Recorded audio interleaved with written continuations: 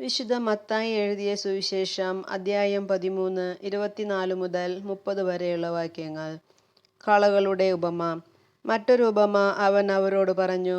ഒരുവൻ വയലിൽ നല്ല വിത്ത് വിതയ്ക്കുന്നതിനോട് സ്വർഗരാജ്യത്തെ ഉപമിക്കാം. ആളുകൾ ഉറക്കമായപ്പോൾ അവൻ്റെ ശത്രു വന്ന് ഗോതമ്പിനിടയിൽ കള വിതച്ചിട്ട് കടന്നു കളഞ്ഞു. ചെടികൾ വളർന്ന് കതിരായപ്പോൾ കളകളും പ്രത്യക്ഷപ്പെട്ടു.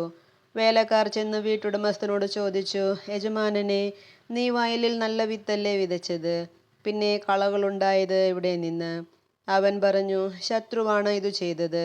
വേലക്കാർ ചോദിച്ചു, ഞങ്ങൾ പോയി കളകൾ പറിച്ചു കൂട്ടട്ടെ? അവൻ പറഞ്ഞു, വേണ്ട. കളകൾ പറിച്ചെടുക്കുമ്പോൾ അവയോടൊപ്പം ഗോതമ്പ് ചെടികളും നിങ്ങൾ പിഴുതു കളഞ്ഞെന്നു വരാം. കൊയ്ത്തുവരെ അവ രണ്ടും ഒരുമിച്ച് വളരട്ടെ. കൊയ്ത്തുകാലത്ത് ഞാൻ കൊയ്ത്തുകാരോട് പറയും, ആദ്യമേ കളകൾ ശേഖരിച്ച് തീയിൽ ചുട്ടുകളയുവാൻ അവ കെട്ടുകളാക്കി വയ്ക്കുവിൻ. ഗോതമ്പ് എൻ്റെ ധാന്യപ്പുരയിൽ സംഭരിക്കുവിൻ. നമ്മുടെ കർത്താവായ മിശിഹായ്ക്ക് സ്തുതി.